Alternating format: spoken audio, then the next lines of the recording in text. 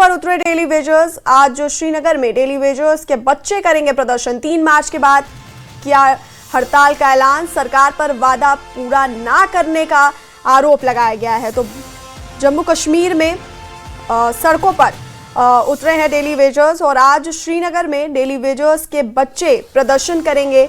30 मार्च के बाद हड़ताल का ऐलान किया गया है। सरकार पर वादा ना पूरा करने का आरोप लगाया गया है।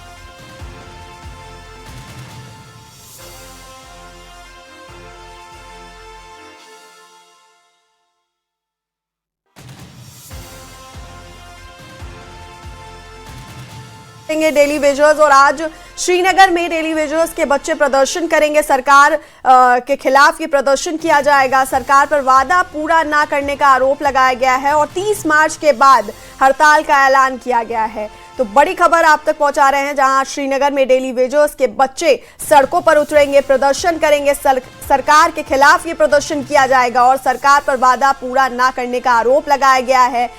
सरकार के खिलाफ श्रीनगर में डेली वेजर्स के बच्चे आज प्रदर्शन करेंगे और 30 मार्च के बाद हड़ताल का ऐलान किया है।